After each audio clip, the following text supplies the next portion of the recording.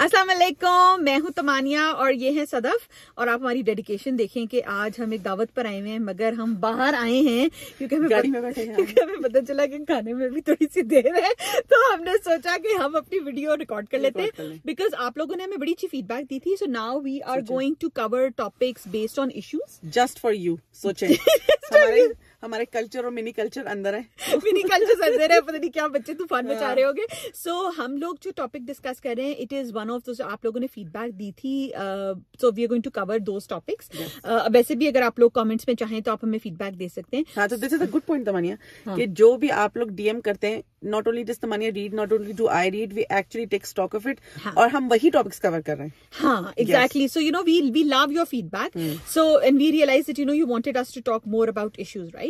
So the topic that we are going to cover today is that raising children in a nuclear family, जिसमें से माँ बाप और बच्चे होते हैं, and raising children in a joint family system. So मैं और सदफ दोनों हम भी डिस्कस कर रहे थे कि we were both brought up in joint families. हाँ, and this was triggered by ये एक लड़की जिसने बेचारी ने मैसेज किया कि उसके बच्चे जो है वो बहुत जो है उसकी जो नंद है, उनके बच्चों को बॉडी शेम कहती है कि तुम्हारे बच्चे जो है वो बहुत दुबले हैं।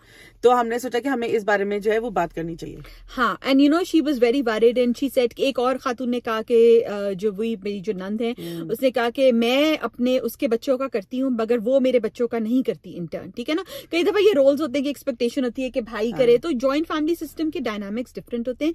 आई थिंक कई दफा पेरेंटिंग पे भी सवाल आ जाता है कि जैसे अगर हम फॉर एग्जाम्पल जैसे हम यहाँ कनाडा में रहते हैं, अब मैं घर में अपने जो बच्चों के साथ डंडे बजाऊं, कोई नहीं देखता। सो जो बच्चों की मेरी तरबियत है, I have more of a say on it. So let's talk about the pros and cons of it, कि जो हमें फील होते हैं कि कुछ डेफिनेटली कुछ एडवांटेजेस है। Like I feel it's a big advantage that अच्छा खाना चिकन टिक्का जा रहा है, चिकन टिक्का अंदर जा रहा है, तो हम इसको जल्दी रैप अप करेंगे।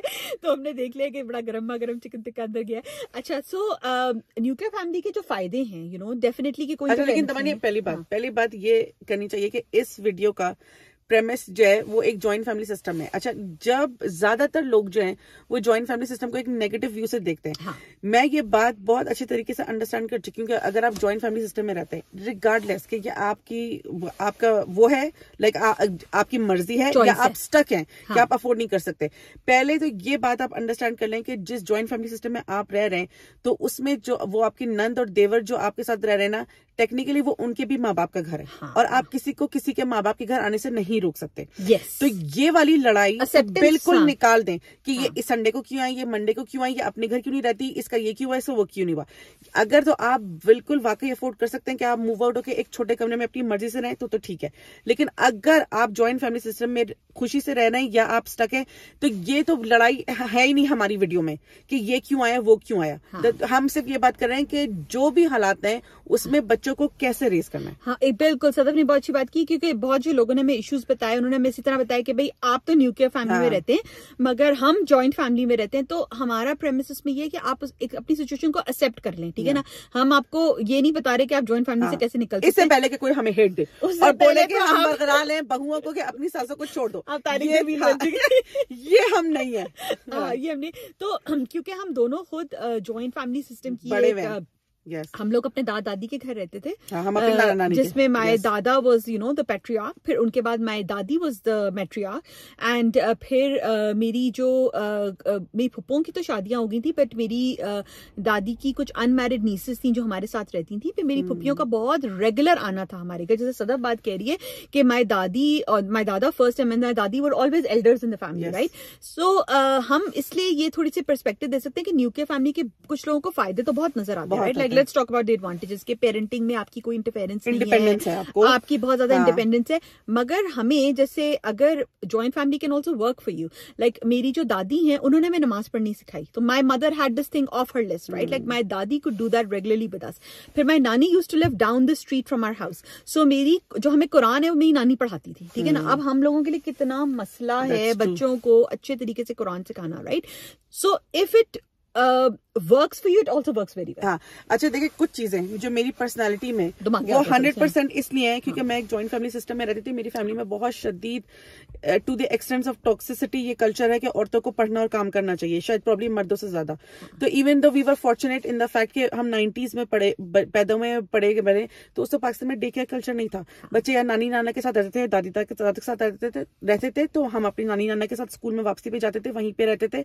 और मेरी नानी जो थी, जो तमानिया ने बात की, मेरी नानी ने हमारी कुरान की टीचर लगवाई और फिर मैंने आके कंप्लेन की कि वो हमसे बहुत ज्यादा मटर छिलवाती हैं, तो मेरी नानी ने उनको या वो काम कराती थी क्योंकि वो पैसे नहीं लेती थी, तो वो घर के काम कराती थी छोटी बच्चों से। मैंने अपनी नानी को आके बोला कि उसने मुझसे बहुत मटर छिलवाई, तो मेरी नानी ने बोला नथिंग डूइंग, तो मैं आपसे कुरान में पढ़ाऊंगी। और उन्होंने मुझे नमाज पढ़ना सिखाई और मैं अब उनके लिए सदके जा रही हूँ। बिल्कुल मेरी सिर्फ फॉन्ड मेमोरीज है। मेरा खाना पकाने का स्टाइल टोटल मेरी नानी है, because I used to hang out with her in the kitchen. मेरा सेंस ऑफ सोशल जस्टिस सब कुछ है, मेरी नानी से आया। वो बहुत शदीद एंटी चाइल्ड लेबर थी, और वो जब कोई ये पाकिस्तान में जो हाउस हेल्प है कल्चर है, वो अपनी छोटी बच्ची को लेके आती थी, तो मुझे याद है कि वो उस बच्ची को कहती थी जाओ खेलो, और वो जो बच्ची की माँ, जो मासी, जिसको पाकिस्तान में मासी बोलते हैं, या हाउस हेल्प, उसके साथ खुद काम कराती थी। कहती थी हम किसी बच्चे से काम नहीं कराएंगे।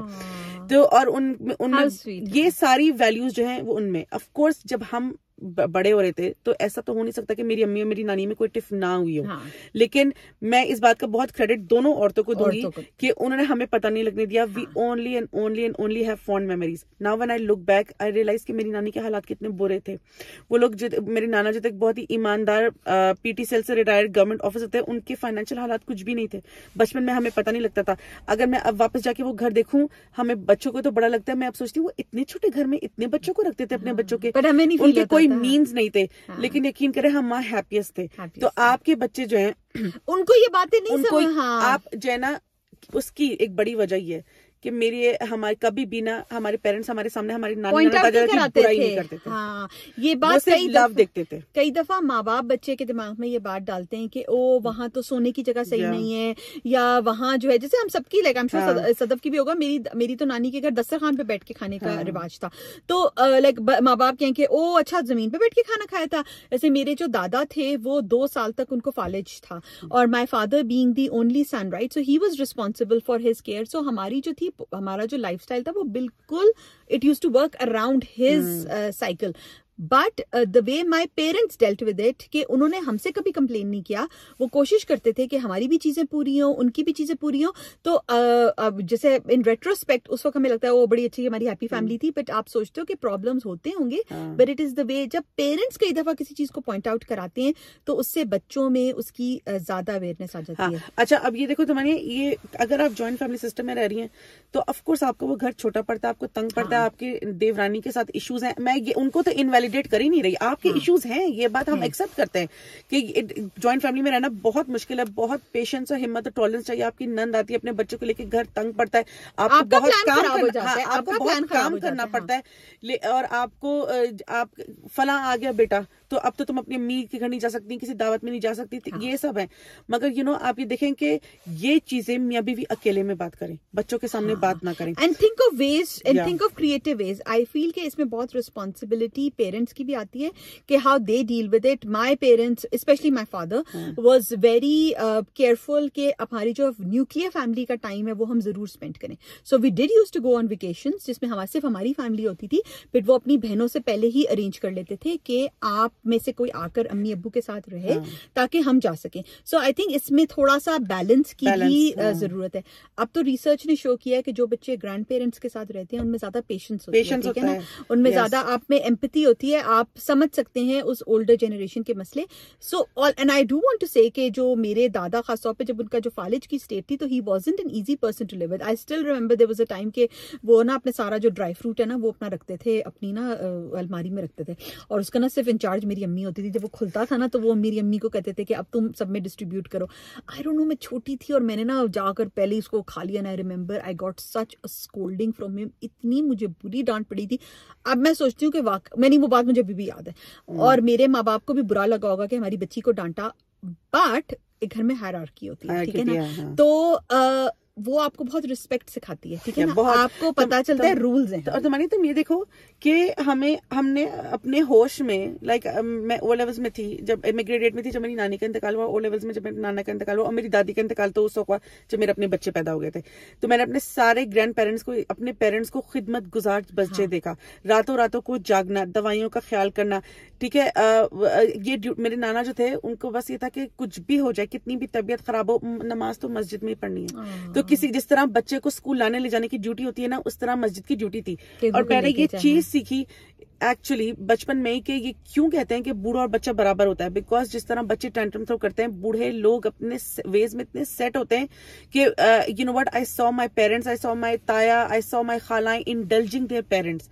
मुझ में वो चीज आई है। तो आप इसका ये पॉजिटिव आपके बच्चों में आ रही है। एग्जैक्टली। तो जो सदफ बात कह रही है कि जो हमारे बच्चे हैं ना, उनको कोई दादा दादी नाना नानी को कुछ नहीं पता, उनको बस पता है फोन पे बात करते हैं, ये आते हैं, तोहफे देते हैं, चले जाते हैं। सो आप ये सोचें कि जो ज्वाइंट फैमिली में आप रह रहे हैं और जो अपने माँ बाप की खिदमत करें, चाहे वो आपके अपने माँ बाप हैं या आपके हस्बैंड के माँ बाप हैं, आपके बच्चे एक फ्री दर्जगाह में है, ठीक है ना, तो वो आपके बच्चे जो है ना, वो तो बड़ा मशहूर एक वाकया है ना कि वो जो बाप होता है वो अपने वो गलत वो होता है, वो कंबल जो है ना, मेला कंबल देकर अपने बाप को ना सर्वेंट क्वार्टर में मूव कर देता है।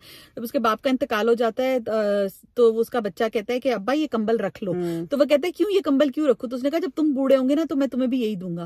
तो वो एकदम से उसका दिल दहल जाता है, क्योंकि बच्चे जो है ना वो कभी वो बात नहीं सीखते, what you say they learn what you do by doing. So आप ये सोचें कि आपके बच्चों को, चाहे हम अपने बच्चों को जितना कहें एल्डर्स की रिस्पेक्ट करो, ये करो, they are not watching us do it because we are not interacting with them. दूसरी बात तुम्हारे देखो किसी तो आपका बुढ़ापा सुधर रहा है। हाँ, और तुम देखो ज्यादातर औरतों की क्या टिप होती है, किचन की वॉर होती है ना। मैं आपको बताऊं, मेरी फॉन्डेस्ट मेमोरीज हैं, ये बात मैं अंडरस्टैंड करती हूँ कि मेरी दादी और मेरी ताई की बहुत किचन वॉर थी, and as children we were aware of slight political tension in that house. मगर मैं आपको बताऊं कि मेरी शदीद फॉन्डेस्ट मेमोरीज है जो मेरी दादी घर में चाट डालती थी हर चीज का। और कुछ बातें ऐसी होती हैं जो जिंदगी भर का लेसन होती हैं। जैसे मेरी दादी जो है ना, वो तुरई के छिलके, मूली के छिलके, आलू के छिलकों की अलग सब्जी पकाती थी। तो कोई नहीं खाता था, वो खाती थी। और मैं बड़ी हुई थी, मैं प्यूबर्टी हिट हो गई थी, तो मेरे ताया हर वक्त कहते थे कि क्या कर रही हैं, तो आप क्या करेंगे भाई। तो वो ये बार बार ये कहती थी कि चूंकि उन्होंने जब पाकिस्तान बना, उन्होंने इंडिया से पाकिस्तान हिजरत की, वो रेफ्यूजी कैंप में रही थी, तो वही कहती थी हमारे पास खाना नहीं होता था, हम एक दिन आलू खाते थे, दूसरे दिन आलू के छिलके की सब्जी बना के खाते थे। उनकी वो हैबिट सोचो, वो कितने मतलब वो तमानी, शी डाइड इन 2000 समथिंग, वो इतने सालों कहती थी जाया ना करो। और जैसे मेरे दादा जो थे वो कहते थे कि गाजर, जो अगस्त सितंबर अक्टूबर तक वो रेफ्यूजी कैंप में रहते, तो वो कहते थे कि वो अमीर खाएं सेब, गरीब खाएं गाजर। तो कहते थे रेफ्यूजी कैंप में कोई सेब वेब नहीं होता था, गाजर का मौसम था, हम एक दिन गाजर पका के खाते थे, एक दिन गाजर के छिलके खाते थे। इतनी ज्यादा ये बातें ना मेरी पर्सनैलिटी शेप की है। So, you know, these are no waste जो है ये आपकी, हो सकता है ये बातें मेरी अम्मी और मेरी ताई को एज बहू कितनी अनोइंग लगती हूँ, बट उनके बच्चे, मगर मैं वो बहू के पॉइंट ऑफ व्यू से देख रही थी, मैं उसी डाइनिंग टेबल पे एक ग्रैंड चाइल्ड के पॉइंट ऑफ व्यू से देख रही थी। तो आपको बेसिकली थोड़ा सा अपना दिल बड़ा करना पड़ता है। And let's talk about the criticism जो आपके बच्चे फेस करते हैं। Yes, you know, they will face it. I remember some very mean comments, like कोई कहता था इसकी तो बच्ची की पकौड़ा नाक है, जैसे मेरे तो बहन भाइयों के जो है ग्रीन आंखें, मेरी ग्रीन आंखें नहीं है, तो अच्छा इसकी, तो हर तरह के 100 रिश्तेदार 100 बातें, ठीक है ना, विच by the way I think Pakistan में आप जॉइंट फैमिली में रहें या ना रहें, आपको सुनने पड़ते हैं। It is what your parents say which is important, which means you. हाँ, सो ठीक है, सारे रिश्तेदार ये बातें आके जाके कह देते थे, but it's what your parents are saying, you know, your parents are teaching you good values, they are teaching you, no बेटा, it is the value of आपका जो आपकी पढ़ाई है, शक्ल इज नॉट इम्पोर्टेंट आपकी। तो आप अपने बच्चे का जो कॉन्फिडेंस है वो आप बिल्ड करेंगे, आपकी जॉब है वो, दैट इज योर जॉब। तो अगर कोई कह रहा है, ठीक है, आप उसको, ठीक है, कई दफा होता है आप किसी को जवाब दे सकते हो, किसी को आप जवाब नहीं दे सकते, बट